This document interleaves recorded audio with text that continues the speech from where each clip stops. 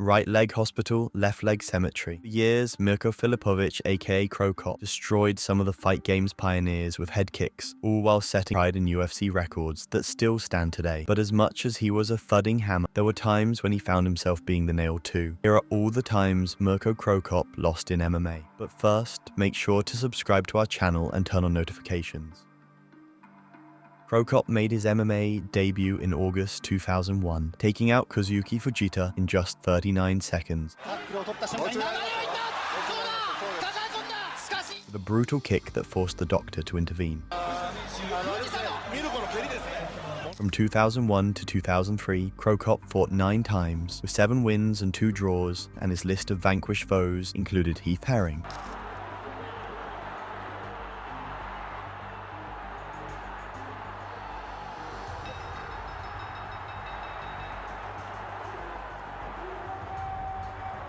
Igor Vovchanchin, This is K1 rule.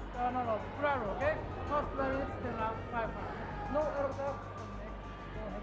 and Dos Caras Jr., aka WWE superstar Alberto Del Rio. After the fight, Cro Cop hoped to face Pride heavyweight kingpin Fedor Emelianenko. See you next month in my title fight against Emelianenko Fedor. Thank you. Cro Cop couldn't immediately fight the last emperor due to contractual dispute between the promotion and Fedor, but he still got his chance to fight for the interim title against Antonio Rodrigo, who was almost put away with a blistering blow to the head late in the first round. Last 2 left kicks have nailed it. Good night! Referee Yuji Shimada nearly stopped the fight, but the bell rang just in time. The momentum shifted in the second round when Cro Cop was taken down, mounted, and ultimately submitted by an armbar. You can hear the corner. Oh! Was not able to sprawl out of that. Nope. Cro Cop was not able to sprawl. Is it impossible to hold? That's Now what there's it the should. block. That's the part. There's the boss block. Look out! He's got Armbar! it. He's got it. It's over! After suffering his first career loss, Cro Cop bounced back with back-to-back knockout victories before facing a more explosive grappler in the form of Kevin Randleman, who shocked the world by flooring the striking specialist with a left hook. With a shot back up to his feet. Excellent. And by Randleman, knocks down Cro Cop. Before pounding his way to a thunderous knockout win. Randleman has Cro Cop on his back. It's over. Unbelievable.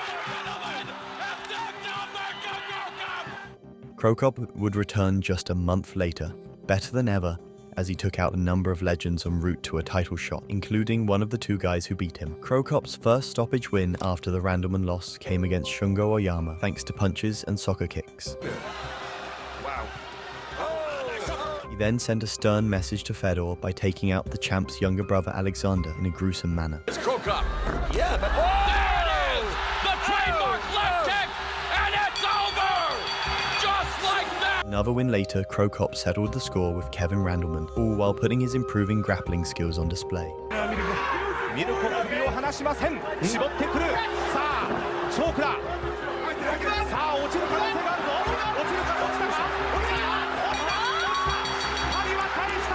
戻しのうちに。 After taking out one legend, Cro Cop called out another. I hope there will be a chance for me to fight soon. Mr. Mark Coleman, fighter who I really respect. I think it is going to be a great fight. Cro Cop's wish was Pride's command as he battled Coleman just a couple of months after avenging his loss to Kevin Randleman in February 2002, when Cro Cop thwarted all of Coleman's takedown attempts to brutally knock him out with uppercuts. This is bad for Mark. Very bad left hook. Uppercut finds its mark, and down goes Coleman. Soccer kick puts an end to this one. Mirko Cro Cop. Another win later, Cro Cop finally secured the Fedor fight he had been dreaming of since stepping foot in MMA. And needless to say, the Pride heavyweight title fight was a spectacle. In round 1, Fedor and Cro Cop exchanged fire on the feet, swinging fists with the intentions to kill. You know, Emelianenko has great power though. Left hand by Emelianenko, and now he Action, but the bad thing about that is he can't walk on that. Halfway through the round, Fedor slowed things down with a takedown, followed by ground and pound. using his balance boss, but Cro Cop up kicking there. Oh, but Open legs. Right hand. is there that full power? Fedor started round 2 with fiery combos that left his opponent reeling. Oh, look at that. Look at this is right. Oh. Cro Cop produced glimpses of magic as well. Emelianenko. But Fedor was a step ahead through their legendary battle. But now, oh, nice right straight. And the champ won by a rather comfortable decision after 3 rounds of war. Cro Cop's next couple of fights were just as competitive, if not more, as he bounced back with a closely contested win against Josh Barnett before taking on the sturdy Mark Hunt at Pride Shockwave in December 2005. Cro Cop went off to a blistering start when he targeted Hunt's head and body with crunching kicks, but for some odd reason, he gassed out in the first round, letting Hunt take charge of the action. The Super Samoan pressed the action in rounds 2 and 3 and ultimately secured a split decision to hand the Croatian his 4th career loss. While 2005 ended on a sour note for Cro Cop, 2006 was incredible as he won all 4 fights, most notably knocking out Wanderlei Silva. Vandalai's right side of his head. And submitting Josh Barnett to win the 2006 Pride Openweight Grand Prix. Oh, Josh is so quick. And he just got no. In February 2007, Cro Cop made his UFC debut, taking out Eddie Sanchez within a round. But as impressive as his win was, he still managed to piss Dana White off after he was a no-show for the press conference. I don't know. I can't tell. I can't tell if he doesn't like to talk to the press or he just, I don't know. That's a good question. I mean, this is the first time I've ever dealt with him. Despite his innocent mistake, Cro Cop managed to earn a title eliminator against Gabriel Gonzaga, and he was a heavy favorite heading into the fight. But the ending was anticlimactic. After a couple of grappling exchanges and circling around, Gonzaga absolutely obliterated the big Croatian with a hellish head kick to shock the world. 5 months later at UFC 75, Cro Cop aimed to reclaim his path to UFC glory in what was supposed to be an easy fight against Cheick Kongo. However, Kongo controlled the fight for most of the 3 rounds, with his wrestling as well as his striking to churn out a decision victory. The defeat underscored the reality that Filipovic may not have been worthy of the immense hype surrounding him, but the UFC would still give Cro Cop a second chance after the Croatian won 2 of his 3 fights in 2 different promotions. Cro Cop started his second UFC stint successfully, stopping Mustafa Al-Turk at UFC 99 in the summer of 2009, but he faced an immediate setback against Junior Dos Santos at UFC 103. Dos Santos set the tempo from the word go, bursting forward with punches and pushing Cro Cop back. With the Croatian flag, Dos Santos quickly moves in. Even when Cro Cop attempted one of his signature head kicks, Dos Santos shrugged it off without much trouble. In the octagon. That's why. Exactly. Because it can end so violently so quickly. The second round continued in a back-and-forth fashion, with both fighters appearing more cautious than before. He's achieved so much success. In the third round that Dos Santos finally went for the kill, inflicting significant damage to Cro Cop's eye that resulted in a late stoppage. Junior Dos Santos has defeated the legend. Cro Cop's losing UFC record saw some respite when he won back-to-back fights against Anthony Perosh and I wanted to prove everyone that I'm not old and they are wrong. And I got to tell you that my preparation for this fight was the hardest preparation in all my life. I won Grand Prix, Open Grand Prix in Pride 2006, but tonight my condition was better.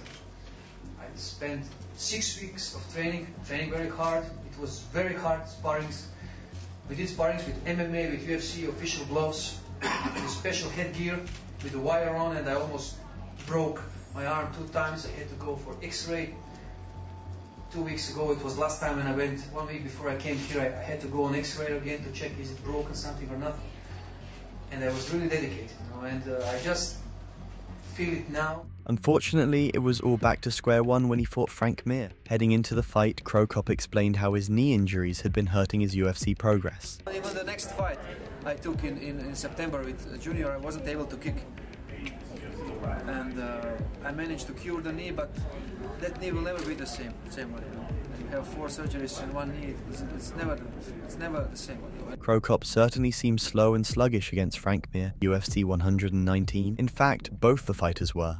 The bout was as awkward as it was sluggish, with neither fighter eager to engage. Cro Cop averaged less than 10 strikes per round, while Frank Mir persistently sought the clinch but failed to make any real progress.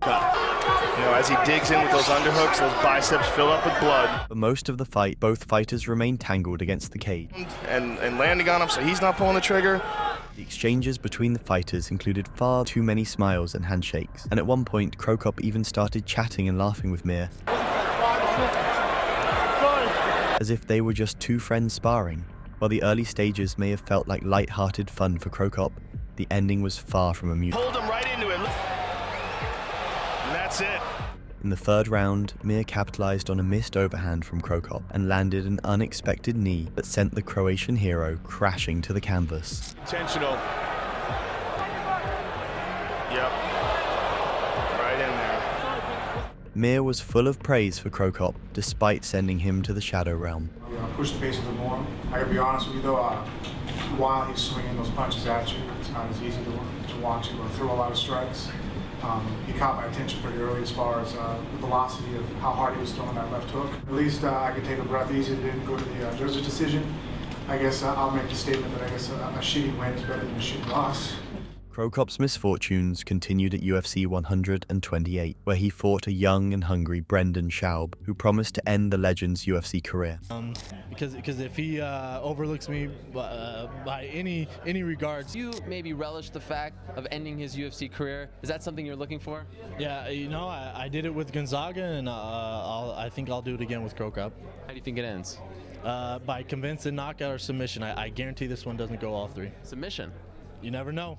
The fight lasted almost 3 rounds. Schaub came out aggressive in the first round, landing solid uppercuts while engaging in dirty boxing in the clinch. The American then took the fight to the mat, but not without eating a nasty up kick. In round 2, Schaub secured another takedown and unleashed heavy punches, although an up kick from Cro Cop briefly paused the action. Moments later, Schaub was deducted a point for hitting Cro Cop in the back of the head, which allowed Cro Cop to steal the round with his damaging strikes, including an elbow that opened a cut over Schaub's eye. Uppercut. Over the top of the elbow again. That, you call time? In round 3, Cro Cop returned the favor for the punches to the back of his head by rattling Schaub's family jewels. The fight was back and forth until late in the third round. Schaub knocked Cro Cop out cold with a brutal right hand. Oh my goodness! It is on! After the fight, Dana White said that Cro Cop's UFC career was over. Mirko Cro Cop, you think he's done in the UFC after the loss to Brendan Schaub? Yep, I like Mirko Cro Cop. I have a lot of respect for him. I was saying tonight, you know, his last couple of fights have been a testament to how good this guy really was when he was in his prime. He's fighting bigger, stronger, faster, younger heavyweights, and he looks pretty damn good doing it at his age and where he is at in his career, and considering the fact that this guy came from K1, where he was a striker. But yeah, I think this is the last time we'll see him in the octagon. Previous statement came in March 2011, and just 2 months later, Dana White took a U-turn. I owe him another fight, you know? Is that something you're crazy about, though? Because you said after his last fight that you thought it was it for him. Yeah, I did. You know, do I think that he should have retired? Yeah, but I don't think he's in one of these situations where I felt Chuck Liddell needed to retire right then. You know what I mean? So, listen, he's a man. He's a grown man, and if he wants to continue to fight, that's his right. And he still has a fight with me. So. With one more fight in the bag, Cro Cop knew this was his chance to leave the UFC on a high. Even if I win, this could be easily my last fight in the UFC, and I will really give my best, and I hope this will be a very attractive fight, and I cannot afford anymore, especially for this fight, that my fight is declared as the most boring fight of the evening, like it was with Frank Mir. So I think me and Roy will perform a good fight, and the fans will be satisfied and excited. Thank you. Cro Cop's opponent, Roy Big Country Nelson, was therefore prepared for the most dangerous version of the Croatian. He's definitely got nothing to lose, and he wants to leave it all on the table. So for me, if I look at it that way, then this is probably the most feared Cro Cop I should have.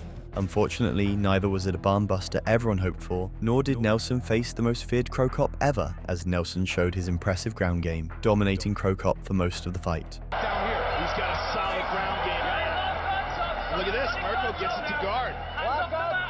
Mirko's always said, because Nelson's striking was effective, but it was on the ground where he truly asserted his control and TKO'd the legend in the third round. it is all over!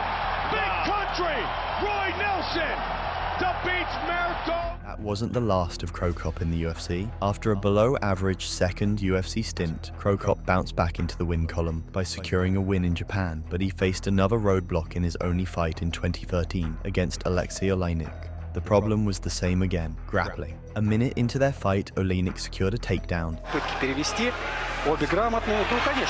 and continued to lay and pray until Cro Cop was exhausted.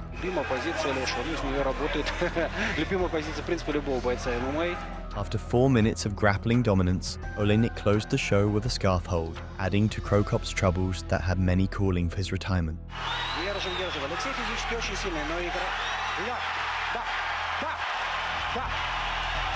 Mirko Cro Cop silenced his critics by proving that age was just a number, continuing to compete from 2014 until his retirement in 2019. During his remarkable 5-year stretch, Filipovic fought and won in 10 bouts, avenging his earlier defeat against Gabriel Gonzaga in a memorable one-off fight in the UFC. So these were the times Cro Cop tasted the bitter pill of defeat. Is Cro Cop one of the GOATs of the game? We'd love to hear your thoughts in the comments. And if you enjoyed this video, be sure to check out our similar one on another potential GOAT, Bas Rutten.